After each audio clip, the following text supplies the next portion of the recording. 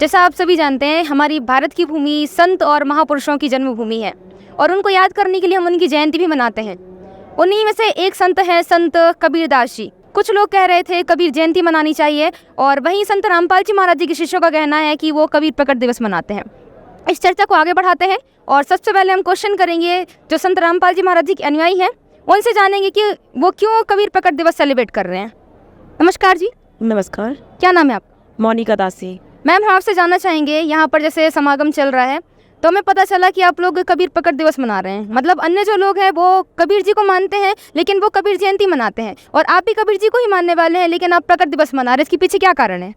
जी, बहुत अच्छा सवाल किया मैडम आपने कि जो आपने पूछा है कि भाई कबीर प्रकट दिवस मना रहे हैं और कबीर जयंती मनाते हैं, तो इसमें बहुत बड़ा अंतर है। क्योंकि जो कबीर साहब जी थे तो वो माँ के पेट से जन्म नहीं लिया था, उन्होंने वो सहसरी आए थे और कमल के फूल पे प्रकट हुए थे। और जो लोग हैं उनको तो आज तक यही मालूम है कि कबीर जी का जन्म हुआ है, बल्कि उनका जन्म नहीं हुआ था, इसलिए वो जयंती मनाते हैं। और हमें ये पता है कि कबीर परमेश्वर जी प्रकट हुए थे सहसरी, इसलिए हम उनका प्रकट दिवस मना रहे हैं। जी तो सर, इन लोगों का कहना है कि कबीर जी प्रकट हुए थे, आप लोग क्या कहना चाहते हैं? अरे मैडम, ये तो कुछ भी मन मुताबिक बातें करते रहते हैं। हमने तो अभी अपनी पुस्तकों में पढ़ा है और धर्मगुरुओं से भी सुन रखा है कि कबीर जी का जन्म हुआ था, वो भी एक विधवा ब्राह्मणी से हुआ था और वो अपने शर्म के मारे जाके तालाब के फूल पर छोड़ आई थी, फिर उनकी परवरिश की लीला की नहीं माने। तो ये सब तो मन मुताबिक बातें हैं कि कबीर जी प्रकट हुए थे। तो हम आपसे जानना चाहेंगे, क्योंकि मैंने भी यही पढ़ रखा है कि जो कबीर जी हैं उनका जन्म एक विधवा ब्राह्मणी से हुआ और आप लोग बता रहे हैं वो प्रकट हुए हैं, क्या कहना चाहेंगे? इसका जवाब मैं देना चाहूँगी। यही तो सबसे बड़ी विडम्बना है कि लोगों को यही नहीं पता कि उनका जन्म हुआ है, कि वे प्रकट हुए। अच्छा, एक बार हम मान भी लें कि उनका जन्म हुआ है तो हम उस विधवा ब्राह्मणी का नाम तो बता दो, उनका कुल तो बता दो, उनकी माता का नाम बता दो जिसने ऐसे महापुरुष को जन्म दिया, जो एक महान कवि, एक महान संत और वेदानुसार परमात्मा बना। तो इनका प्रश्न है कि उनकी माता का ही नाम बता दो जिन्होंने ऐसे महापुरुष को जन्म दिया, क्या कहेंगे? उनके माता पिता का नाम तो हमें नहीं पता। हमारे जो धर्मगुरु हैं उन्होंने हमें यही बताया है कि वो विधवा ब्राह्मणी के यहाँ पैदा हुए थे। तो अगर आप जानते हैं उनकी माता पिता का नाम तो आप ही बताइए। जी, जिसका कभी जन्म ही नहीं हुआ हो तो उसके माता पिता हो सकते हैं क्या? उनकी कोई माता पिता नहीं थी। वो तो काशी शहर की पवित्र भूमि लहरतारा नामक तालाब पर 600 साल पहले कमल के फूल पर प्रकट हुए थे और वो वास्तव में पूर्ण परमात्मा कबीर साहब जी थे। 600 साल पहले नीरू नीमा जुलाई दंपति और उस संतान को ब्रह्म मुहूर्त में सुबह 4 बजे उठाकर ले गए थे और उसका वहाँ पालन पोषण किया, लेकिन वे वास्तव में पूर्ण परमात्मा थे जो कमल के फूल पर प्रकट हुए थे। और इसके प्रत्यक्ष दृष्टांत महर्षि रामानंद जी के शिष्य अष्टानंद ऋषि हैं। तो जैसे इन्होंने बताया कि कबीर जी प्रकट हुए और उन्होंने प्रत्यक्ष दृष्टा का नाम भी बताया, सर क्या कहेंगे आप? जहाँ तक इनका मानना है कि भाई कबीर साहब प्रकट हुए, तो मैं इस चीज़ के एग्री नहीं करूँगा। हालांकि कहीं ना कहीं इस चीज़ में संशय है कि भाई कबीर साहब प्रकट हुए। भाई आज तक मैंने ऐसा नहीं सुन रखा है कि भाई कोई प्रकट होता है, क्योंकि हमने अभी तक जितनी भी संत महात्मा हुए, जितने भी हमारे भगवान हुए, चाहे वो रामचंद्र जी हुए, कृष्ण जी हुए, सारे लोगों की जयंती मनाते हुए सुना हुआ है। किसी का प्रकट हो वो सब मनाते हुए नहीं सुना है। चलिए एक बात मान भी लेते, कबीर साहब प्रकट हुए तो वो प्रकट हुए हैं, चलिए मान लिया, लेकिन भगवान कैसे हो सकते हैं? ये सबसे बड़ा पॉइंट है हमारा। आप लोग भगवान मान रहे हो उनको, कबीर साहब जी को, जबकि वो अगर चलिए ठीक है प्रकट होते हैं, लेकिन भगवान कैसे होते हैं? हमने अभी तक जितने भी स्कूल का सिलेबस है कहीं पर भी हमने ये कहीं भी नहीं पढ़ा है, ये कहीं पर भी नहीं देखा है कबीर साहब भगवान। हमेशा उनको संत महात्मा या कवि के रूप में पढ़ा है, समझा है और देखा है। तो सर, एक बहुत बड़ा प्रश्न चिन्ह खड़ा होता है कि मैंने भी पढ़ाई की है, मैंने भी यही सुना है वो एक कवि थे, एक संत थे, लेकिन आप लोगों ने भगवान बताते हैं, क्या प्रमाण है आपके पास? देखिए, कबीर परमेश्वर वो वास्तव में ही परमात्मा है। इसका प्रमाण हमारे पवित्र वेदों में मिलता है। ऋग्वेद, यजुर्वेद, सामवेद, अथर्ववेद, ये चारों वेद पवित्र हिंदू धर्म की सबसे उच्च मान्य पुस्तकें हैं। इनके अंदर उस परमात्मा कबीर जी का प्रमाण मिलता है कि वो कबीर ही परमात्मा है। प्रमाण के लिए ऋग्वेद मंडल नंबर 9 सूक्त नंबर 86 मंत्र नंबर 26-27, ऋग्वेद मंडल नंबर 9 सूक्त नंबर 82 मंत्र नंबर 1-2 में, ऋग्वेद मंडल नंबर 9 सूक्त नंबर 96 मंत्र नंबर 16 से लेके 20 में। उसमें तो ये क्लियर भी कर दिया है, गोहम चारु नाम 16वें मंत्र में ये पूछा गया है, प्रश्नोत्तरी है ऋग्वेद में, प्रश्नोत्तरी करके ही, क्योंकि ये जो ज्ञान है वेदों का, ये परमात्मा दत्त है, गॉड गिवन स्पिरिचुअल नॉलेज है। तो इसमें जो बताया गया है कि उनने पूछा है कि भगवान आप अपने जो श्रेष्ठ नाम है, आपका जो नाम है वो बतलाइए कि आपका नाम क्या है। तब परमात्मा ने ऋग्वेद मंडल नंबर 9 सूक्त नंबर 96 मंत्र नंबर 17 में बताया है, शिशुम जगानम हरियंतम मर्जंती सुबंती मरुतो गणेन कबीर गिरबी काबिना कबीर संत सोम अत्यंती रेवन। इसमें ये भी क्लियर किया है कि वो कबीर परमात्मा शिशु रूप में जब आता है और वो प्रकट होता है, सशरीर आता है, वो कमल के फूल पर प्रकट होता है। इसका दूसरा प्रमाण ऋग्वेद मंडल नंबर 9 सूक्त नंबर 1 के मंत्र नंबर 8 और 9 में ये प्रमाण है कि वो परमात्मा 3 प्रकार के शरीर को धारण करता है, उससे हमारी परवरिश करता है, हमारी देखभाल करता है। पहला परमात्मा का शरीर होता है जो सतलोक में विराजमान है, तेजोमय शरीर में होता है, जो धूलोक के तीसरे पृष्ठ पर विराजमान है, और वहाँ से वो बिजली की तरह क्रीड़ा करता हुआ यहाँ पर आता है। दूसरी लीला उनकी ये है कि वो कहीं भी कभी भी किसी भी वक्त कहीं भी आ जा सकते हैं, किसी भी संत रूप में रह करके वो यहाँ ज्ञान बताते हैं। और इसका प्रमाण ये मिलता है कि संत गरीबदास जी महाराज जी को जिंदा महात्मा के रूप में आकर के मिले, उनको सतलोक दिखाया और उन्होंने सतलोक में देखा जो नज़ारा और जो परमात्मा का ज्ञान था उन्होंने बताया। ये तो उनका हो गया गवाह। तो संत गरीबदास जी महाराज जी ने बताया है कि हम सुल्तानी नानक तारे दादू को उपदेश दिया, जात जुलाहा भेद नहीं पाया, वो काशी में कबीर हुआ।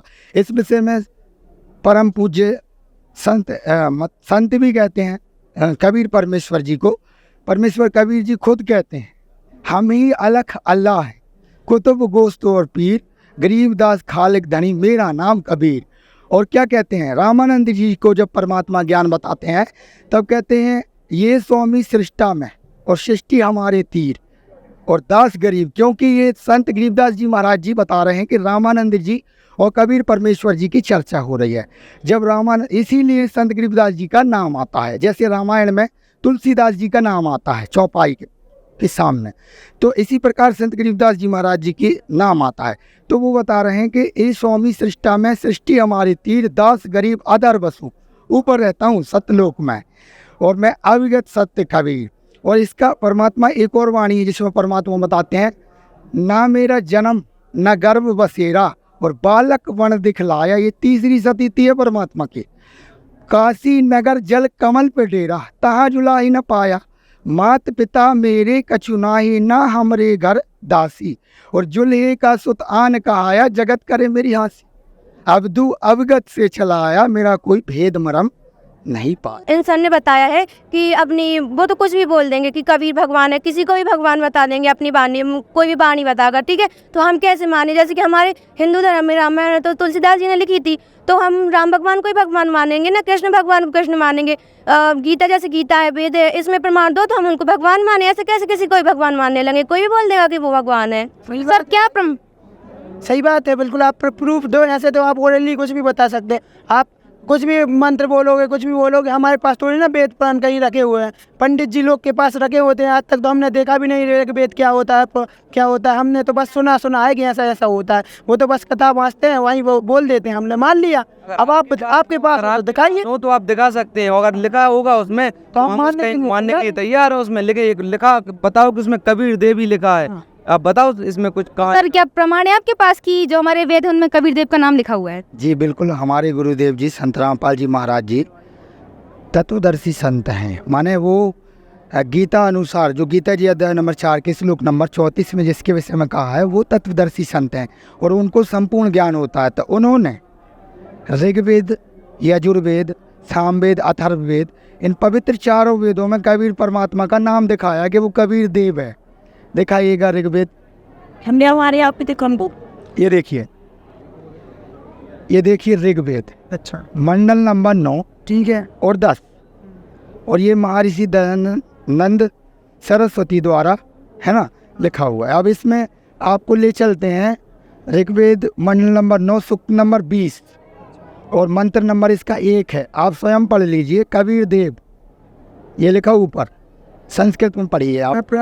कबीर देव, बाकी तो मेरे को नहीं आता है, आप हाँ बताइए। ठीक है, कबीर देव वो है परमात्मा कबीर देव, ठीक है, जो सबका रक्षक है, हाँ विद्वानों की तृप्ति के लिए ज्ञान देता है, ज्ञान सुनाता है। दूसरा प्रमाण आपको दिखाते हैं, ऋग्वेद मंडल नंबर 9 सूक्त नंबर 86 का मंत्र नंबर 26 आपको दिखाते हैं। इसमें देखिएगा कि ये लिखा है कबीरतो, हाँ स्पष्ट रूप से ये नाम है परमात्मा के विषय में कहा गया है, ठीक है। अब अपन ऋग्वेद में एक और मंत्र है जो ऋग्वेद मंडल नंबर 9 सूक्त नंबर 96 का मंत्र नंबर, उसमें ये भी क्लियर होता है कि वो जो कवि की उपाधि भी प्राप्त करता है। जी ये देखिएगा भाई साहब, इसमें स्पष्ट रूप से लिखा कबीर गिरवी काव्य ना, ये यहाँ भी परमात्मा का ये मंत्र भी परमात्मा के कबीर जी के पक्ष में जाता है कि उसका नाम कबीर देव। ठीक है, हमने आपकी बात मान ली, और वेद भी आपने वेद में लिखा बताया है कि इसमें कबीर देव लिखा है, मान भी लेके वो कबीर देव है। लेकिन हम ये कैसे माने कि क्योंकि हमारे आदि अनादि काल से और हमारे जितने भी पंडित लोग हैं, संत महात्मा जिसको हम लोग गुरु में मानते हैं, उनने सब यही बताया कि श्री राम भगवान है। लेकिन हम ये कैसे मान लें कि ये जिसकी आप बात कर रहे हैं, या वेद में ये लिखा है कबीर देव, ये जो काशी में प्रकट हुई है या जो काशी में आप आए जो कबीर दास है, वो ही कबीर परमात्मा है, या आप वो ही आपके कबीर साहब, हम ये कैसे मान लें? और ये आप कुछ वेद और बताइए। शास्त्र तो बहुत पुराने हैं ना, अनादिकाल से चलते आ रहे हैं। हम लोग ने यही सुना है कि वेद और पुराण तो बहुत पहले से आए हुए हैं। समुद्र मंथन हुआ था तब वो वेद और पुराण हुए। कबीर साहब तो 600 साल पहले आए, अब समुद्र मंथन में ये हुआ और 600 साल पहले कबीर साहब आए। इनका तो कोई लिंक हो ही नहीं रहा है ना भाई। कुछ तो ऐसा दो कि जिससे हमें कन्फर्म हो कि ये वही कबीर साहब हैं जिनके बारे में ऋग्वेद यजुर्वेद जिनका आप प्रमाण बता रहे हैं, ये वही कबीर साहब हैं जिनका आप प्रकट दिवस मना रहे अरे हो। शंका इसलिए हो रही है क्योंकि ये आदि अनादि काल से चले आ रहे हैं, हजारों 5-10 लाखों वर्षों से। और अभी कबीर साहब अभी 600-700 वर्ष पहले आए थे, जिसके लिए हम कबीर दास कहते हैं। अब आप इसके लिए लिखा कुछ बताइए हमें, ताकि हमें कुछ संतुष्टि हो। सर आप कुछ प्रूफ देना चाहेंगे? जी, इसका प्रयोग ऋग्वेद में ही है। ऋग्वेद मंडल नंबर 9 सूक्त नंबर 1 के मंत्र नंबर 8 और 9 में यह प्रमाण है कि वो परमात्मा 3 प्रकार से, जब उसको उग्र गतियाँ प्रेरणा करती हैं, तब वो परमात्मा 3 प्रकार के शरीर को धारण करता है। और वो क्या करता है, देखिए ये ऋग्वेद मंडल 9, ठीक है, ये 8 और 9 मंत्र में, आप 8 में देखिए और 9 में, उस पुरुष को जब जो परमात्मा होता है उसको जो उग्र गतियाँ, माने ये संसार में जो विकृति परिस्थितियाँ हो जाती हैं, हाहाकार मच जाती, तब परमात्मा वहाँ से 3 प्रकार के वो करता है, शरीर धारण करता है। उसमें से पहला ये है कि वो परमात्मा कमल के फूल पर प्रकट होता है, और उसकी परवरिश की लीला आप इसी में देखेंगे, कुंवारी गायों से होती है। कुंवारी गाय कभी दूध नहीं देती, शिशु, ये देखो शिशु रूप परमात्मा को शिशु में लिखा, धैनव माने गाय, सलंती माने ये धैनव जो गाय हैं ये अभी अधन्या बिना धनाई, माने जो कुंवारी गाय होती है वो दूध नहीं देती कभी, लेकिन कबीर परमात्मा के लिए देती है। और ऐसी लीला जो करता है वो परमात्मा होता है। तो ऐसी लीला आप बता दीजिए किसने की? ऐसी लीला देखिए, जिस प्रकार से आप रामायण से रामचंद्र जी के विषय में जानते हैं, इसी प्रकार से कबीर साहिब जी को जानने के लिए आपको कबीर सागर को पढ़ना पड़ेगा, कबीर सागर में जाना पड़ेगा। अगर आप उसमें जाएंगे, उसमें देखेंगे तो कबीर साहिब जी की लीलाओं में ये वर्णन है कि कबीर साहिब जी ने कुंवारी गायों से दूध पिया। इसका दूसरा प्रमाण दास देता है। दूसरा प्रमाण ये है कि संत गरीबदास जी महाराज जी को ये गवाह कहलाए। ये तो हो गई थोड़ी परमात्मा की, और वो कहलाते हैं गवाह। तो संत गरीबदास जी महाराज जी को मिले कौन? परमात्मा कबीर जी 10 वर्ष की आयु में। तब उन्होंने सतलोक दिखाया, वहाँ से वापस जब लाए परमात्मा और वापस छोड़ा, और उनके अंदर सारा ज्ञान दे दिया वो जो कबीर जी के बारे में है। तब उन्होंने एक वाणी बोली थी। उन्होंने वाणी क्या बोली है? संत गरीबदास जी महाराज जी की एक वाणी है जिसमें उन्होंने बताया कि हम सुल्तानी नानक तारे दादू को उपदेश दिया, जात जुलाहा भेद न पाया, वो काशी वाला कबीर हुआ। इसमें ये प्रमाण करते हैं वो कि वो काशी वाला कबीर ही परमात्मा है। वही यही चीज़ स्वयं नानक जी बोलते हैं।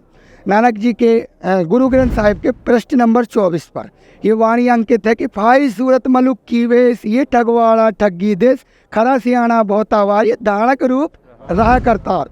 और 721 पर लिखा हुआ है, एक अर्ज गुप्तम पेश तो दरकून करतार, हक्का कबीर करीब तू बेअब परवरदिगार पर। तो आपके कहने का मतलब ये है कि जो सबका मालिक एक है वो कबीर साहब है क्या? तो आपने तो अभी क्या बताया, एक तो सिख धर्म के अकॉर्डिंग बताया, दूसरा हिंदू धर्म के अकॉर्डिंग बताया। भाई जो ईसाई धर्म को मानने वाले हैं, मुस्लिम धर्म को मानने वाले हैं, वो तो अपना एक पर्टिकुलर भगवान मानते हैं। जैसे ईसाई धर्म मान रहे हैं, वो मानते हैं ईसा मसीह को ही अपना भगवान मानते हैं। मुस्लिम धर्म को है वो अल्लाह एक को मानते हैं। तो सबका मालिक अगर एक है तो वो एक कौन है? अगर एक कबीर है तो सभी सदग्रंथों से, आप सभी धर्मों से अगर प्रमाणित करोगे तो हम इस चीज़ को एक्सेप्ट करेंगे और मान लेंगे भाई ये कबीर साहब जो आप बता रहे हो वही सबका मालिक एक है। सर क्या कहें? इस विषय में दास तो ये कहना चाहेगा कि भाई साहब से निवेदन है कि आप संत रामपाल जी महाराज जी का सत्संग जरूर सुनिएगा। सत्संग जब आप सुनेंगे तो उसमें गुरुजी एक विषय की बात नहीं लेते हैं, पवित्र चारों धर्मों के पवित्र सदग्रंथ दिखाते हैं। उसमें से एक कुरान शरीफ भी है और कुरान मजीद भी है, जिसमें सूरत फुरकानी 25, पवित्र कुरान शरीफ सूरत फुरकानी 25 आयत नंबर 52-59 में 52वीं आयत में लिखा है, फला तुतियल काफिरन बिही जहादन कबीरन। उस परमात्मा का नाम कबीर देव है स्पष्ट। उसमें भी कबीरन, खबीरन, खबीरा ये परमात्मा के लिए शब्द कहे गए हैं कुरान शरीफ में। अब रही बात बाइबल की, तो बाइबल एक है, ऑर्थोडॉक्स नाम है उसका, जिसमें ये बताया है, उसका श्लोक नंबर है 36। उसमें लिखा है ऑलमाइटी गॉड कबीर, जो सर्वशक्तिमान परमात्मा। तो दर्शकों, संत रामपाल जी महाराज जी के अनुयायियों ने जो प्रूफ दिखाए हैं वो हमें इस बात को मानने पर मजबूर कर दें कि कबीर परमात्मा है। ठीक है मैडम, हमने ये तो मान लिया कि इन्होंने कुछ प्रूफ दे दिया, हम तो मान लिए, लेकिन मन में हमारे फिर भी शंका है कि कबीर ही परमात्मा, क्योंकि एक दोहा है, राम नाम रटते रहो जब तक घट में प्राण, कहो तो दीनदयाल के भिनक पड़ेगी कान। तो क्या वो राम कोई और था? तो सर अब इन्होंने एक नया बढ़िया है। कई बार जैसा कि बहन ने बताया, मेरी सिस्टर ने बताया कि भाई कबीर साहब जी जो हैं वो कई बार उजागर करते अपनी वाणियों में, साखियों के शब्दों के माध्यम से राम का, कृष्ण का नाम उजागर करते हैं। तो इसका मतलब हम लोग यही मानते हैं कि भाई कबीर साहब जो हैं, कबीर जी जो हैं वो क्या है, एक संत हैं, और राम है, कृष्ण है, वो भगवान है। तो बहुत सारी ऐसी वाणियाँ हैं जिनमें इन्होंने कहा है कि भाई राम जी के बारे में बताया गया। जैसे बहन ने एक वाणी बताई कि राम नाम रटते रहो जब तक घट में प्राण, कहूँ तो दीन दयाल की भनक पड़ेगी कान। तो राम नाम रटने की बात की है। तो भाई राम के बारे में बोला जाए, उन्होंने ये तो नहीं बोला कि मेरी पूजा करो, मैं ही भगवान हूँ, ये कहीं बोला है? क्या कहेंगे आप? अभी इनकी तरफ से एक क्वेश्चन आया है कि वो अपने आप को राम का भक्त बताते हैं। देखिए, परमात्मा की कबीर साहिब जी की ही वाणी है कि एक राम दशरथ का बेटा, एक राम घट में बैठा, एक राम का सकल पसारा, एक राम त्रिभुवन से न्यारा। जो परमात्मा ने, जो कबीर साहिब जी ने जो ये बोला है, तो वो कोई राम अलग है। ये जिस राम की दशरथ के बेटे के राम की बात कर रहे हैं, ये वो नहीं है। ये तो त्रेता युग में आए थे भाई, इनकी एक ड्यूटी थी, जैसे कि किसी का होता है तो उन्होंने जन्म लिया और उनकी मृत्यु हो गई, लेकिन ये त्रेता युग में आए थे। लेकिन हम सतयुग और पहले से जिस राम की पूजा कर रहे हैं वो कौन है? जरा इनसे पूछिएगा कि वो राम कौन है भाई, उसके बारे में कबीर परमात्मा किसके बारे में कह रहे हैं, इनको ये नहीं पता है। मैडम एक क्वेश्चन और है कि तुम कौन राम का जपते जापम तिन से कटे ना तीनों तापम, बताइए वो कौन नाम है जो हमारे पाप कर्म को काट सकता है? संत गरीबदास जी ने भी स्पष्ट किया हुआ है कि राम राम सब जगत बखाने, आदि राम कोई बिरला जाने। तो वो आदि राम है कौन? इनसे पूछिए ना। एक फिर से प्रश्न खड़ा होता है, राम राम सब जगत बखाने, आदि राम कोई बिरला जाने। मतलब सतयुग था, त्रेता युग से पहले, उस समय भी एक राम की पूजा हुआ करती थी। क्या आपको पता है वो राम कौन थे? हम तो सिर्फ एक ही राम को जानते हैं जो राम रामायण में लिखा है, और हम तो उसी राम को मानते और उसी को मानेंगे जब तक आप प्रूफ क्लियर नहीं दोगे। और प्रूफ चाहिए हमको भाई, जब विश्वास होगा। दर्शकों, एक प्रश्न चिन्ह खड़ा होता है कि कबीर साहब जी हैं, वो अपनी दोहों में जिक्र कर रहे हैं राम के बारे में, तो अगर वो भी राम भक्त हैं उसके लिए वो क्या कहेंगे? जी, धर्मदास जी ने कहा, धर्मदास है जग बोराना, कोई न जाने पद निर्वाणा, यही कारण में कथा पसारा, जग से कहिए राम ने आ रहा, राम राम सब जगत बखाने, आदि राम कोई बिल ना जाना है। तो कौन है वो आदि? कबीर परमात्मा जी है वो आदि राम। धर्मदास है जग बोराना, कोई न जाने पद निर्वाण, यही कारण में कथा पसारा, जग से कहिए वो राम ने आ रहा। और मलुकदास जी की वाणी में भी आता है कि जपूरी मन परमेश्वर नाम कबीर, दास मलुक सलूक कहते हैं, खोजो कसम कबीर। तो उन्होंने भी कबीर साहब जी को बनाया। मतलब जब आए थे परमात्मा तो उन्होंने अपने गवाह, जिनको मिले हैं परमात्मा, उनके गवाह दिए गए हैं कि ये जो, जैसे कि मलुकदास जी का है, इन्होंने बहन ने बोला धर्मदास जी का है, और भी ऐसे कई महापुरुष संत हुए हैं। इसमें दादू जी ने भी अपनी वाणी में कहा है, जिन मौकों ने जिनाम दिया सोई सदगुरु हमार, दादू दूसरा कोई नहीं कबीर सिरजनहार। मतलब दादू जी भी ये प्रमाणित कर रहे हैं कि वो सिरजनहार कबीर परमात्मा है, वो आदि राम कबीर परमात्मा है।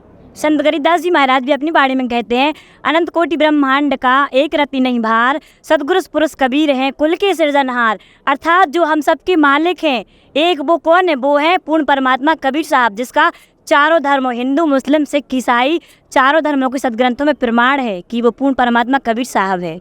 तो सर इन लोगों ने तो बहुत सारे प्रूफ दे दिए कि कबीर जी ही आदि राम है, क्या कहेंगे आप? बस मैं इतना कहना चाहूँगा, आपने जो प्रूफ दिए हैं उनको भी मैं रीचेक करूँगा और सारी चीज़ों को मैं रिसर्च करूँगा, उसके बाद मैं कुछ निर्णय पे पहुँचूँगा। हालांकि आपने जो प्रूफ प्रमाण दिखाए हैं उनको देख के मैं कुछ मन में लग रहा है कि थोड़ी संतुष्ट तो हुआ हूँ कि भाई जो कबीर साहब जी हैं, जो वो मतलब अभी तक हम लोग समझते थे कि एक मामूली संत हैं, उनकी वाणियों से मैं भी काफ़ी प्रभावित होता था। कई बार मैं भी मतलब बहुत ज़्यादा वो भाव विभोर हो जाता था। कई बार मेरे भी आंसू निकल जाते थे उनकी वाणियाँ सुन के, बहुत ज़्यादा समाज को प्रेरणादायक विचार उनके लगे। लेकिन आज तक मैं यही समझता था कि भाई कबीर साहब एकमात्र संत हैं। आज हम यहाँ पर आके समझ पाए कि कबीर साहब ओनली एक संत नहीं है। आप लोगों ने जो प्रमाण बताए उससे हमें कुछ शंकाओं का समाधान हुआ है, कुछ डाउट्स क्लियर हुए हैं कि भाई कबीर साहब भगवान हैं। और अभी शंका तो हम ये वाली शंका तो हमारी ख़त्म हो गई है, लेकिन एक शंका हमें बढ़ गई है हमारे धर्म गुरुओं पे, ठीक है ना, कि अभी तक उन्होंने हमें झूठा ज्ञान बताया, सच्चा ज्ञान नहीं बताया। ये भाई साहब लोगों ने हमें प्रमाणित करके गीता अध्याय वेद शास्त्रों के श्लोक शायद बताए, ठीक है ना, और उसका हम कोई भी हमारे पास ऐसा मतलब पक्का सबूत हमारे पास नहीं मिला कि हमारे जो राम या जितनी हम भक्ति करते वो हमारी भक्ति सही है, ठीक है। इससे हम थोड़े संतुष्ट हुए, हम मानेंगे, उनका सत्संग सुनेंगे, उनकी कुछ पुस्तक पढ़ेंगे, अगर हमें अच्छा लगा तो हम भी नाम दीक्षा लेने को तैयार हैं। दर्शकों, जिन प्रमाणों के आधार पर संत रामपाल जी महाराज के अनुयायी ये दावा कर रहे हैं कि पूर्ण परमात्मा कबीर जी हैं, तो चलिए देखते हैं कि क्या वाकई में उन शास्त्रों में यह वर्णित है कि पूर्ण परमात्मा कबीर साहिब जी हैं। सुनिए इसी विषय पर संत रामपाल जी महाराज के आध्यात्मिक प्रवचन। वो परमात्मा नर आकार है, मनुष्य सदृश्य है, वो सह शरीर है, उसका नाम कबीर है, और ऊपर सतलोक में रहता है, वहां भी मनुष्य सदृश्य है, राजा के समान मुकुट धारण करता है वो परमात्मा। अभी सभी पवित्र धर्मों के पवित्र सदग्रंथों से प्रमाणित किया जाएगा। ये देखिएगा, यजुर्वेद प्रकाशक है सार्वदेशिक आर्य प्रतिनिधि सभा 2/5 महर्षि दानंद भवन, रामलीला मैदान, नई दिल्ली। ये यहाँ से छपा है। मुद्रक है Prince offset printers, 1510 Pataudi house, Daryaganj, नई दिल्ली से। इस 5वें अध्याय का 32वां श्लोक आपको दिखाते हैं। ये है 5वां अध्याय, 5वां, और ये यजुर्वेद, ये 32वां अध्याय श्लोक है, मंत्र है। यहाँ लिख रखा उसी गसी कबीर अंगारी असी। अब हम इसको कबीर बोलते हैं, बै कबीर, ये वह है, हम वह बोला करें। जैसे किसी का नाम वेद प्रकाश होता, हम कहेंगे आ वेद प्रकाश आजा। जैसे कोई धर्मवीर है तो धर्मवीर बोला करें हम, ये हमारा अपना लोकल लैंग्वेज है। तो हम इसको कबीर को कबीर बोलते हैं। अंगारी माने पापों का शत्रु, बमभारी माने बंधनों का शत्रु, इन्हीं का। फिर है सवर ज्योति रित धामा असी। ये देखो, हे जगदीश्वर, जिस कारण आप कांतिमान हैं। अंगारी माने छोटे चलन के जीवों, छोटे चलन वाले जीवों के शत्रु नहीं। ये तो बकवाद कर रखी, अनुवाद ठीक नहीं किया। अंग अरि माने शत्रु, अरि इसको संधि छेद करें, अंग अरि, अग अग माने अंग माने पाप होता है, पाप का शत्रु। और इसने क्या कर दिया, इसका अर्थ यूँ कर दिया, संधि छेद करते समय इसको ऐसे कर दिया। और हम इसको अगर जैसे ये यजुर्वेद है, यही इसका इन्हीं से सेट होगा ये मामला। अब ये 36वां अध्याय यजुर्वेद का दानंद द्वारा अनुवाद है इसका। इसके प्रथम मंत्र में लिखा है रचम वाचम परपदे मनो यजु परपदे। ये यजु शब्द है ना ओनली, और यहाँ अनुवाद किया इसने इसका। इसमें यजु का अर्थ यजुर्वेद लिख दिया, बिल्कुल सही किया। अब ये यजु है, यहाँ लिखना पड़ेगा कि ये यजुर्वेद के विषय में है। ये पूरा अब बना इसका अर्थ यजुर्वेद। तो यहाँ ये देखो कवि है, इन्होंने यहाँ कवि कर दिया इस 5वें अध्याय का। और ये जो 32वां श्लोक हम पढ़ रहे हैं, इसमें ये जो कबीर शब्द है इसको इन्होंने ऐसे कर लिख दिया। अब इसका अर्थ करते समय यह लिखना चाहिए था कबीर देव लिख देते, ये कबीर वह लिख के कबीर लिख देते, कबीर देव लिख देते, तो हम उसको कबीर देव बोल रहे हैं, कबीर देव। हम उसको कबीर देव, देव माने परमेश्वर, कबीर साहब हैं, यहाँ लिखना चाहिए कबीर देव हैं। ये कहना कवि इनकी वो समस्या भी हल हो जाए, कवि वो कबीर देव लिखना था, कबीर देव हैं, हम उसको कबीर साहब बोलते हैं, कबीर अपने लोकल लैंग्वेज में, वो कबीर साहब हैं। बम भारी माने बंधनों के, अरी माने शत्रु, ये तारा दिए जिसकी बकवास है विस्तार तेरा, अरी माने शत्रु, बंधनों के शत्रु, बस ये छोड़ दो, यानी बंधन के शत्रु, अरी माने शत्रु, बम्ब माने बंधन, बंधनों के शत्रु बंदी छोड़ हैं कौन, वो कबीर हैं, कबीर देव हैं। और अंगारी माने पाप नाशक, ये गलत अनुवाद किया इसने। और फिर कौन है वो, रित धामासी, रित धामा, सतधाम युक्त, सतलोक युक्त, हम सतधाम कहें उन्हें सतधाम, सतलोक कह देते हैं, लोक कहो धाम कहो एक ही बात है, सतलोक युक्त यानी रित धामा, यानी वो सतलोक वाले हैं, सतलोक में रहते हैं। और सवर ज्योति स्वयं प्रकाशित, सवर ज्योति इन अड़ंगा कर रखा है, अंतरिक्ष को प्रकाश करने वाले, सवर ज्योति का अर्थ है स्वयं प्रकाशित, तेजो में शरीर युक्त परमात्मा है। यह है ऋग्वेद मंडल नंबर 9 सूक्त 82 का, ऋग्वेद मंडल नंबर 9 और सूक्त 82। और यहां देखें ये है 82वां, 81वां समाप्त हुआ, ये 82वां शुरू हो जाता है। इसका प्रथम मंत्र है, इसमें लिखा है कि जो सर्वोत्पादक प्रभु, सबकी उत्पत्ति करने वाला परमेश्वर, प्रकाश रूप है, इसका अर्थ है वो तेजो में स्वरूप साकार है, सद्गुणों की वृष्टि करने वाला, पापों का हरण करने वाला, पाप नाश करने वाला, पाप क्षमा करने वाला है, वह राजेव, राजा के समान, राजेव, इसका अर्थ है राजा के समान आगे लिखा है। ये देखना, ये 269 पृष्ठ पर पढ़ रहे हैं, कोई भ्रमत कर देगा कि दूसरा पृष्ठ दिखा दिया होगा, ये 270 दिखाऊंगा, ये देखो 270 यहाँ लिखा है, 82 का पहला पढ़ रहे हैं, 82 का 9 के 82 का, राजा के समान दर्शनीय है, वो देखने जोगा है, विजिबल है, वो साकार है, राजा की तरह तो मनुष्य जैसा ही हुआ। और वह है पृथ्वी आदि लोक लोकांतरों के चारों ओर शब्दमान हो रहा है। वह वर्णीय पुरुष को, वर्णीय माने अच्छी आत्मा को, श्रेष्ठ पुरुष को, जो दृढ़ भक्त है, जो दृढ़ भक्त है उसको पवित्र करता हुआ प्राप्त होता है। देखिएगा ऋग्वेद मंडल नंबर 9 सूक्त 82 का। अब 2 पढ़ते हैं। वो परमात्मा किस उद्देश्य से आता है? हे परमात्मन, उपदेश करने की इच्छा से आप महापुरुषों को प्राप्त होते हो, अच्छी आत्माओं को, महान आत्माओं को प्राप्त होते हो, और आप अत्यंत गतिशील पदार्थ के समान हमारे आध्यात्मिक यज्ञों को प्राप्त होते हो। यानी अत्यंत गतिशील पदार्थ के समान, यानी जैसे बिजली चलती है, बिजली जैसी गति से आप, और उपदेश करने के लिए आते हो, यहाँ पर सच्चा ज्ञान देने के लिए। आप कबीर देव हैं, आप कबीर देव, यह लिखना था, सर्वज्ञ लिख दिया, आप यहाँ लिखना था आप कबीर देव हैं। हम उसको कबीर साहब कहते हैं, आप कबीर साहब हैं, शुद्ध स्वरूप है। अब जैसे ये अभी आपको दिखा था, जहाँ यजु लिखा हो तो यजुर्वेद लिखना पड़ेगा वहाँ पर, वो इन्होंने किया भी है। महर्षि दानद ने यजुर्वेद के 36वें अध्याय के प्रथम मंत्र में यजु का अर्थ यजुर्वेद किया है, तो यहाँ लिखना था वो कबीर देव है, वो शुद्ध स्वरूप है।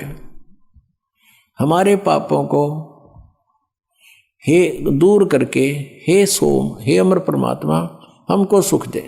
अब यहाँ है ऋग्वेद मंडल नंबर 9 सूक्त चम्मन के, और मंत्र नंबर 3 में स्पष्ट किया है, कि सूर्य के समान जगत प्रेरक वह परमात्मा, यह परमात्मा, इसका सीधा सार ले लेते हैं, लोगों को पवित्र करता हुआ। भुवनों ऊपरी संपूर्ण ब्रह्मांडों, भुवन माने लोकों के ऊपर, ऊर्ध्व भाग में, ऊपर भाग में वर्तमान है, विराजमान है, तिष्ठति, वहां बैठा है। ऋग्वेद मंडल नंबर 9 सूक्त नंबर 86 में।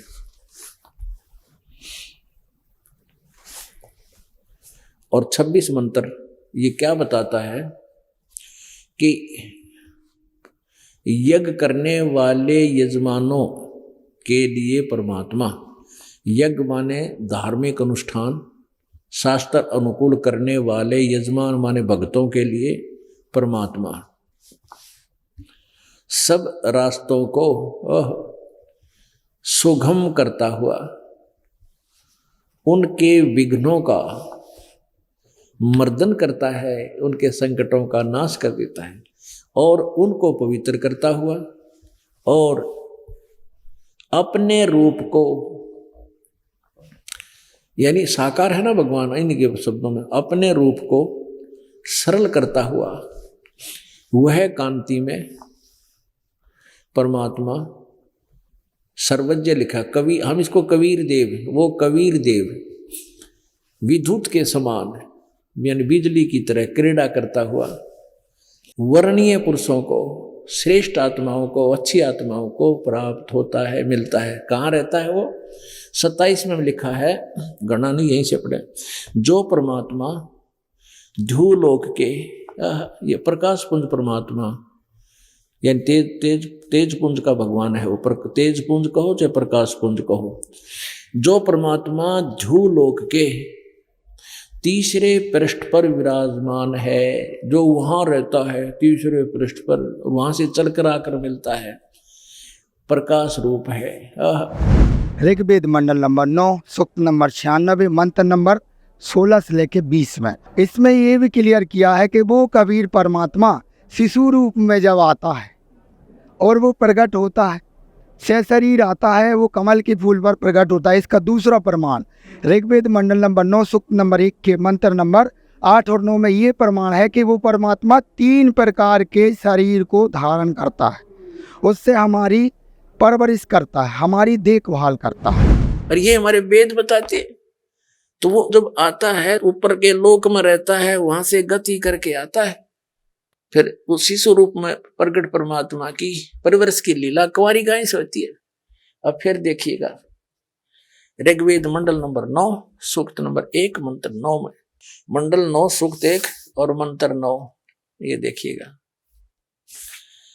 उस सोम स्वभाव वाले पुरुष को, उस अमर परमात्मा को जो शिशु रूप में प्रकट होता है, सब प्रकार से निये गौवें अभी अधन्या बिना दनाई पूर्ण रूप सब प्रकार से यानी कंवारी गौवें द्वारा तृप्त करती है, उसको गौवें तृप्त करती हैं। अच्छा हो गया सिद्ध। अब हम फिर आते हैं ऋग्वेद मंडल नंबर 9 सूक्त नंबर 96 96 के मंत्र 16 में कि हे परमात्मन सर्वोपरि रहस्य यानी गुप्त, अति गुप्त, श्रेष्ठ, जो आपका नाम, जो तुम्हारी संज्ञा है, जो तुम्हारा नाम है, असली नाम गुप्त, उसका ज्ञान कराएं। यहाँ कराया हो ज्ञान 17वें में। यहाँ शिशु रूप है, शिशुम जगानम हरियंतम वर्जंती शुभंती वहीन मरोत गणेन कबीर गिरभी कावेना कबीर। इन्होंने यहाँ थोड़ी घुसपैठ कर रखी, दूसरे कबीर का अर्थ नहीं कर रखा। संत सोम पवित्र अत्यति रेभन, इन्होंने क्या अर्थ किया है कि शिशुम शिष्यति सूक्ष्म करोति प्रलय काले जगत जगदिति, शिशु पर परमात्मा, उस परमात्मा को यहाँ कहना था जो शिशु रूप में प्रकट होता है, वो परमात्मा को जो सदा प्रकट है। जगानम माने प्रकट होता है, शिशु रूप धारण कर, शिशुम जगानम, शिशु रूप धारण, बालक रूप धारण करके प्रकट होता है, यहाँ आता है, जो अत्यंत कमनीय है, उसको उपासक लोग बुद्धि विषय करते हैं, स्तुतियों द्वारा उसका गुणगान करते हैं।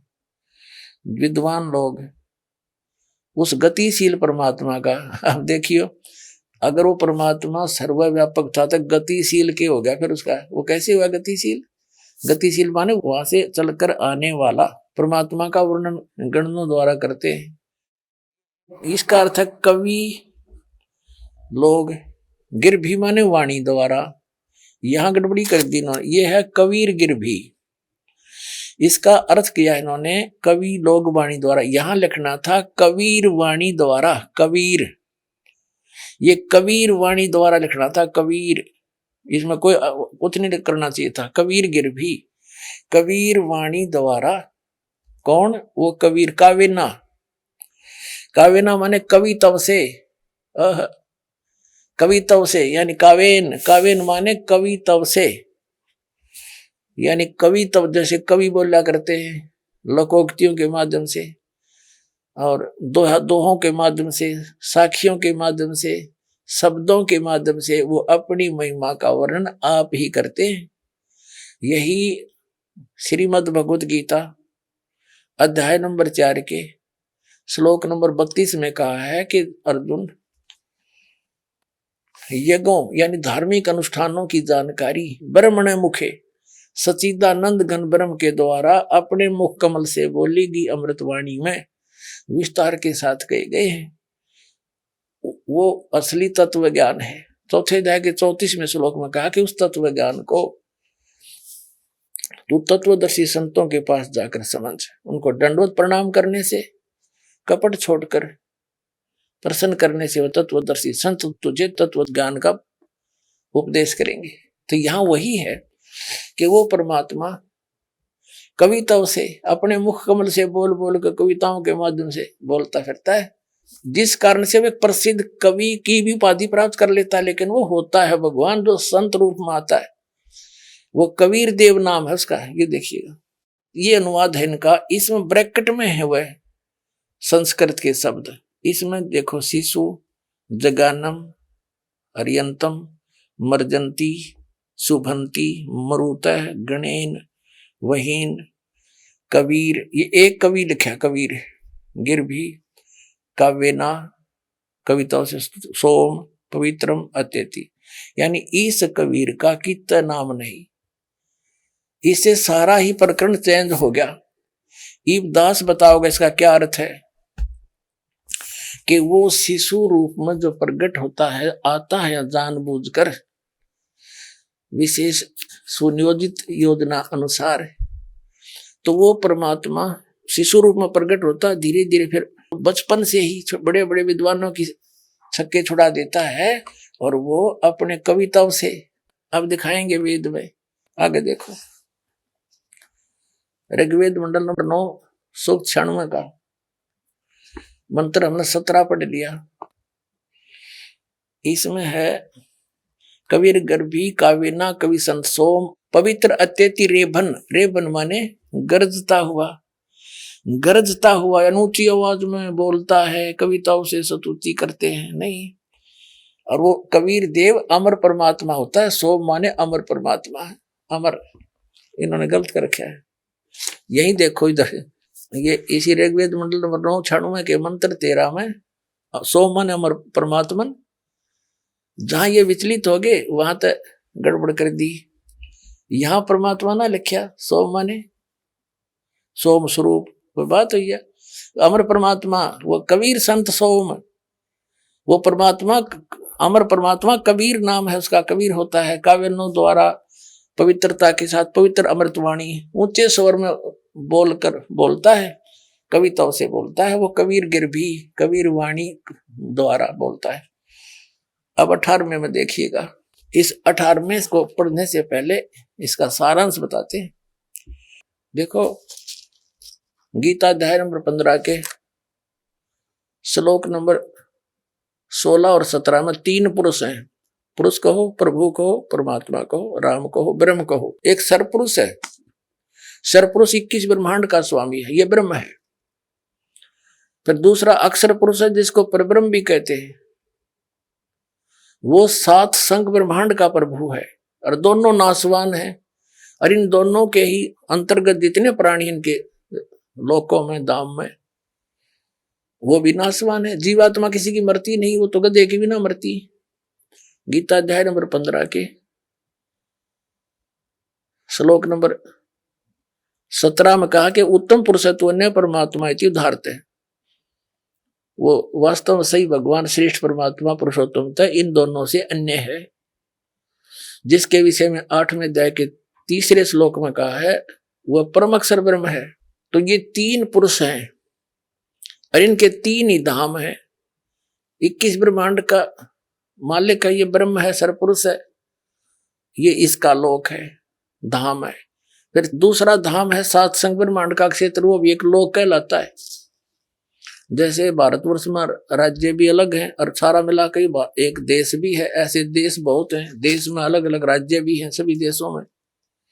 ऐसे ही फिर ऊपर 4 सतिथि हैं, 4 लोक हैं ऊपर, सतलोक, अलखलोक, अगमलोक और चौथा अकहलोक। उस चौथे लोक से सबकी उत्पत्ति हुई है, वहां परमात्मा ने बैठकर नीचे के सब लोकों की रचना की है। वो सबका उत्पत्ति स्रोत है, उसको समुद्र नाम से जाना जाता है, वेदों में उसको समुद्र कहा है, चौथे लोक को। तो यहां से तीसरे लोक में सतलोक में परमात्मा विराजमान है। अब देखिए इनकी कलाबाजी, यहाँ गलती करेंगे थोड़ी सी, ये दिखाऊंगा पर ये पकड़े जाएंगे। ये देखिएगा ऋग्वेद मंडल नंबर 9 सूक्त 96 का हम 16वां 17वां पढ़ चुके हैं, 18वां। यहाँ पर है सोम स्वरूप परमात्मा, ठीक है, पालन की इच्छा करता हुआ जो महान वह परमात्मा। तृतीयम धाम का अर्थ है इन्होंने देवयान और पितरान, इन दोनों से पृथक तीसरा जो मुक्ति धाम है, तृतीयम धाम तीसरे धाम में है, उसमें विराजमान है। जो इन्होंने यो ज्ञान योगी अड़ा दिया, मूल पाठ में ज्ञान योगी का कोई लिंक नहीं है, इन गलत लिख दिया। तृतीयम धाम सीधा लिखा, तीसरे धाम में विराजमान है, जो ज्ञान योगी अड़ा दिया इन्होंने, उसका प्रकाश करता हुआ। अब ये क्या करते हैं, कवि नाम पदवी, इसका अर्थ यह है वो एक प्रसिद्ध कवियों की भी पदवी प्राप्त करता है, स्थान नहीं, पदवी स्पष्ट लिखा है, वो कवि भी कहलाता है। ऋषि कृत है, ज्ञान का प्रदाता। ऋषि कृत उस ऋषि द्वारा बोली गई, रची गई सहस्रणीथा, हजारों वाणियां सहस्रणीथ है, अनंत प्रकार की सत्वनीय। इसका अर्थ ये है जैसे इसमें लिखा है इन्होंने, इस ऋग्वेद में ही, ये देखो, महर्षि दानव सरस्वती कृत, इनके द्वारा की हुई, यहां भी कृत बोल दे, ये खुद ही लिख रहे हैं, ऋषि कृत 9 के 96 के 18 में, ऋषि कृत उस ऋषि रूप में प्रकट ऋषि द्वारा की गई।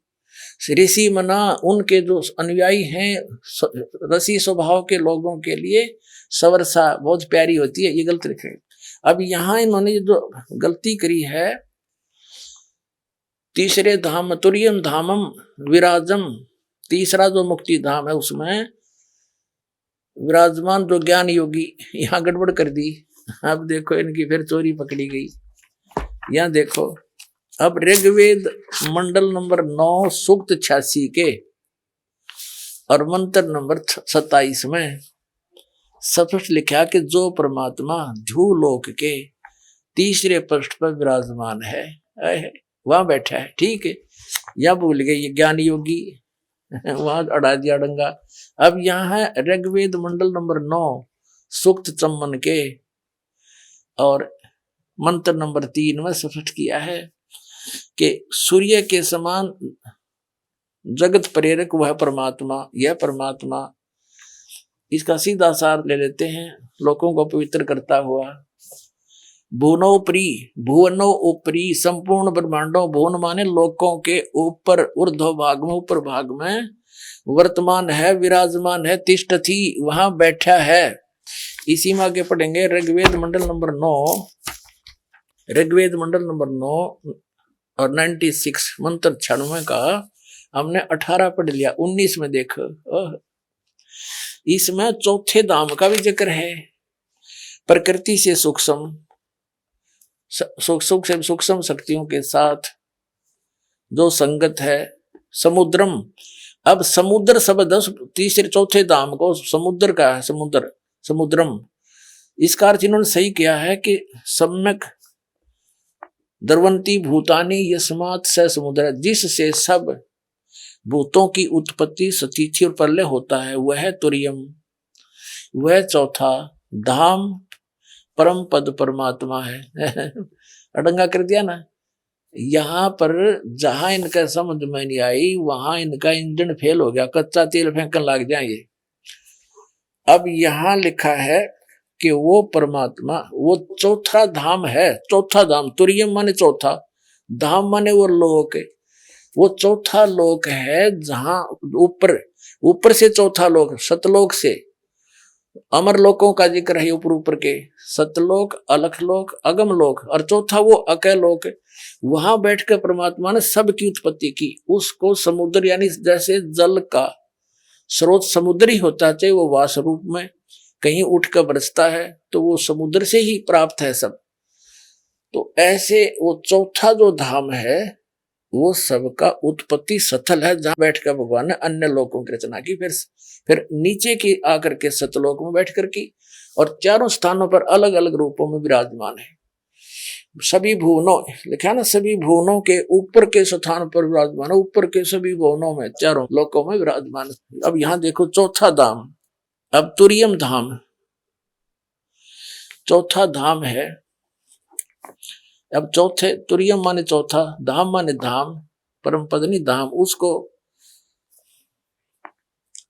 महापुरुष उक्त तुर्यम धाम का, परमात्मा का महापुरुष यानी उस चौथे धाम का, लोक नहीं, चौथे धाम का वर्णन करता है। वह परमात्मा जो प्रत्येक बल में स्थित है, सर्वोपरि प्रशंसनीय है, सर्वशक्तिमान है, यजमानों को तृप्त करके शीघ्र गति वाला है। बताओ सर्वव्यापक है, फिर गतिमान की तरह तो सब जगह होता है, फिर हर जगह से फेल है इसमें सिद्धांत के सारे सिद्धांत, वेद नहीं कर दिए।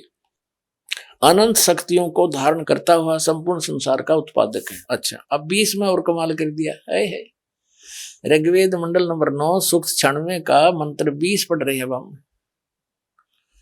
वह परमात्मा जिस प्रकार से एक संघ को उसका सेनापति प्राप्त होता है, उसी प्रकार ब्रह्मांडों रूपी कोश में प्राप्त होकर उच्च स्वर से गरजता हुआ इस ब्रह्मांड रूपी विस्तृत प्रतिखंड में भली भांति प्रवेश होता है। अब सर्वव्यापक होता है, फिर गरजता हुआ, यहाँ प्रवेश होने का क्या रहेगा, कौन सी आवश्यकता रहेगी। वास्तविकता यह है परमात्मा वहां से चलकर आता है और जैसे मनुष्य शरीर धारण करता है ऐसे स्वरूप में आता है, मनुष्य दृश्य देखे प्रविष्ट होता है। और जैसे मरिय माने मनुष्य शुभ्र शरीर को धारण करता है, यानी मनुष्य जैसे शरीर में आता है, अत्यंत गतिशील पदार्थ के समान बहुत तीव्र गामी होता हुआ, प्राप्ति के लिए गतिशील होता हुआ, और यहाँ आता है। बता, हो गया स्पष्ट? तो दर्शकों, जैसा पहले बहुत समय से जो कबीर साहब जी हैं उनकी फाइल एक कवि और एक संत कहकर क्लोज कर दी गई थी, लेकिन आज संत रामपाल जी महाराज जी के शिष्यों ने निष्कर्ष निकाल कर रख दिया कि कबीर साहब कोई छोटी मोटी शक्ति नहीं है, वो पूर्ण परमात्मा है, वो सर्व सृष्टि के रचनहार हैं। इस डिबेट को हम आज यहीं खत्म करते हैं, अगली बार फिर मिलेंगे नई डिबेट के साथ। धन्यवाद दर्शकों। आज की इस आध्यात्मिक बहस से प्रमाण सहित ये स्वसिद्ध हो जाता है कि लगभग 600 वर्ष पहले इस धरा पर काशी में कमल के फूल पर प्रकट हुआ जुलाहा, जिसकी फाइल एक संत और कवि कहकर बंद कर दी गई थी, वो कोई छोटी मोटी शक्ति नहीं बल्कि स्वयं पूर्ण परमात्मा है, जिसका प्रमाण सभी धर्मों के पवित्र सद्ग्रंथों में पूर्ण रूप से विद्यमान है। साथ ही इस डिबेट से प्रमाण सहित संत रामपाल जी महाराज ने समाज में फैली हुई भ्रांतियों का खंडन करते हुए सच्चाई से रूबरू किया है। इस बहस से एक और बात स्पष्ट बाहर निकल कर आती है कि जिन नकली धर्म गुरुओं को हम पूर्ण विद्वान माना करते थे, उन्हें धर्म शास्त्रों के विषय में कोई ज्ञान नहीं था। वर्तमान समय में पूरी धरती पर संत रामपाल जी महाराज जी ही स्वयं कबीर साहिब जी के अवतार हैं और एकमात्र पूर्ण संत हैं जिन्होंने शास्त्र प्रमाणित ज्ञान दिया है और यह सिद्ध किया है कि कबीर साहिब जी ही वास्तव में पूर्ण परमात्मा हैं। आप सभी से भी अनुरोध है कि तत्वदर्शी संत रामपाल जी महाराज जी की शरण ग्रहण करें और कबीर जी द्वारा बताई गई सद्भक्ति शास्त्र अनुकूल करके अपने मानव जीवन का कल्याण करवाएं। दर्शकों, अब आपको एक ऐसे श्रद्धालु का अनुभव सुनाते हैं जिन्होंने तत्वदर्शी संत रामपाल जी महाराज से नाम दीक्षा ग्रहण कर कबीर परमेश्वर जी द्वारा बताई गई शास्त्र अनुकूल भक्ति साधना की, जिसके करने से उन्हें अनेकों चमत्कार हुए। सुनिए यह अनुभव। दर्शकों, अब जिस शख्स के बारे में हम आपको बताने जा रहे हैं, ये एक ऐसी प्रभु प्रेमी आत्मा है जो सुखों की तलाश में अलग अलग धर्म गुरुओं के पास पहुंचे। आत्म संतुष्टि के लिए इन्होंने ओशो धारा, जिसको मशहूर दार्शनिक ओशो के नाम से आप जानते हैं, उनके पास इन्होंने अपने जीवन के 4 साल बिताए। लेकिन हताश निराश इस श्रद्धालु का सिर्फ लिबास ही बदला। आत्मा अभी भी भगवान की खोज में ही थी। शारीरिक बीमारियों का बोझ ढो रहे सतपाल जी को ओशो से बेहतर कौन सा रास्ता मिला, जिसको पाकर आज सतपाल जी पूर्ण संतुष्ट हैं। आइए जानते हैं। सर नमस्कार। नमस्कार जी। क्या नाम है आपका? सतपाल सिंह। सतपाल सिंह जी, कहाँ से आए आप? मैं गांव गुराना, जिला हिसार से। सर, संत रामपाल जी महाराज जी से नाम दीक्षा आपने कब ली?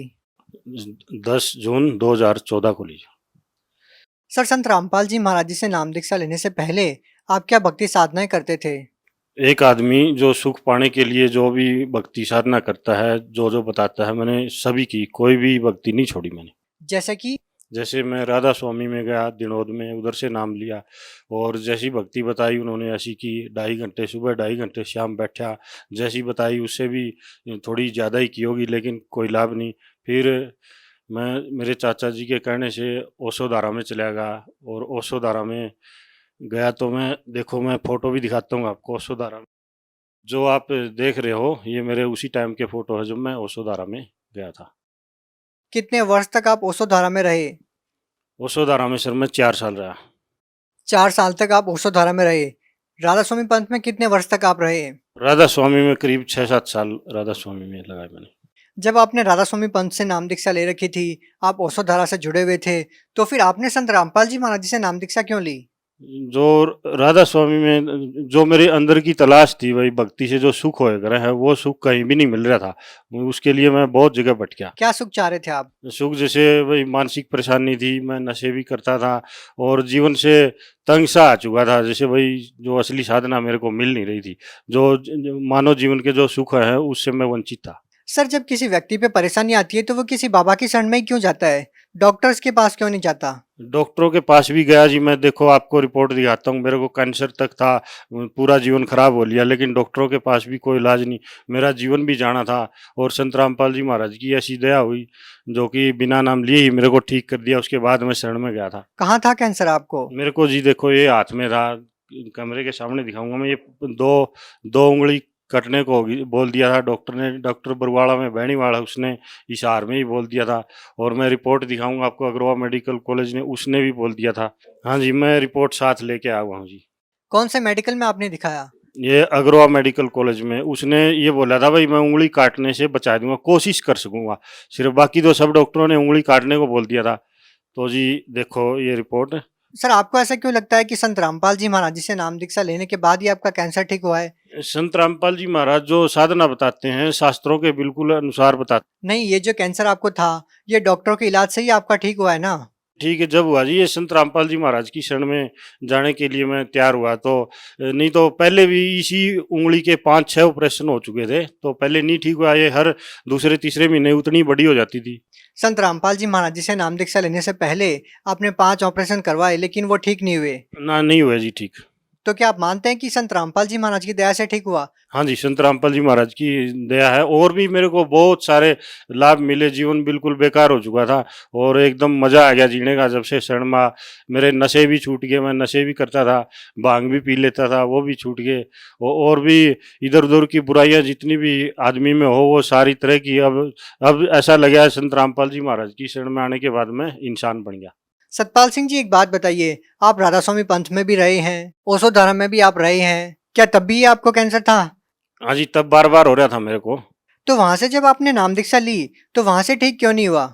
सर, उनके पास जो भक्ति है उससे कोई लाभ ही नहीं हुआ। वो शास्त्र विरुद्ध भक्ति है और अगर उनसे कुछ लाभ होना था तो मैं अंदर संतुष्टि भी हो जानी थी और दूसरे गुरु बार बार बदलने भी नहीं पड़ने थे। सर, लेकिन लाखों की तादाद में लोग अभी भी वहां से जुड़े हुए हैं। हाँ, वो सब ऐसी अंधश्रद्धा भक्ति के तहत जुड़े हुए हैं। जिस दिन भी कोई लाभ या कोई इस तरह की जरूरत पड़ेगी तो उधर कोई लाभ नहीं मिलेगा। सर, ये बात तो आपके बारे में भी कही जा सकती है कि आप भी अंधश्रद्धा भक्ति के तहत जुड़े हुए हैं। यहाँ तो जी शास्त्र के अनुसार बिल्कुल प्रमाणों के साथ भक्ति बताई जाती है। इधर ऐसा कोई अंधेरे में किसी को नहीं रखा जाता।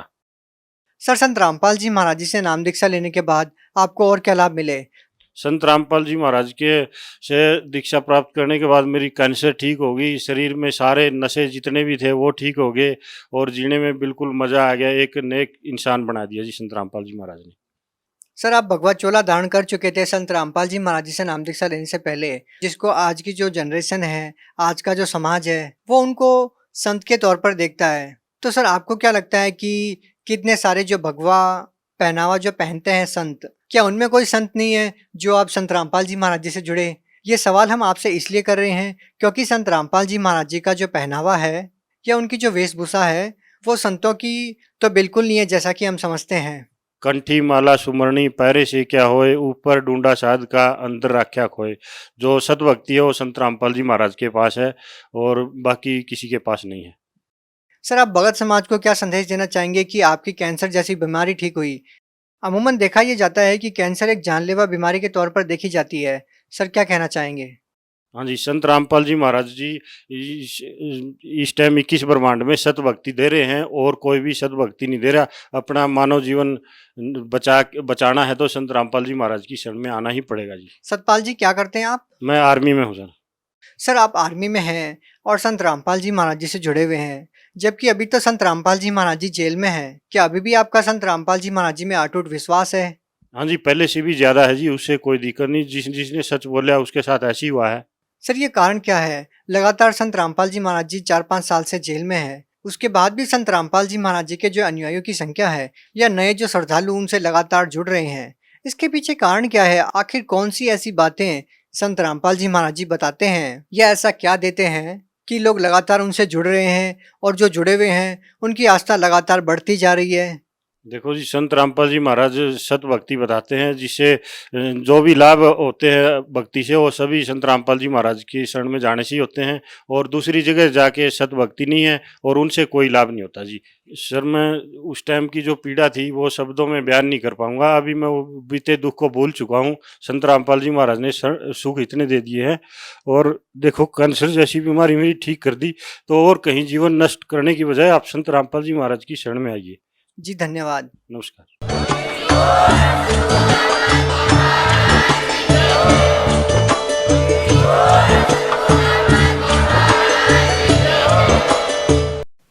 आप सुन रहे थे जगत गुरु तत्वदर्शी संत रामपाल जी महाराज के मंगल प्रवचन। अधिक जानकारी के लिए संपर्क करें।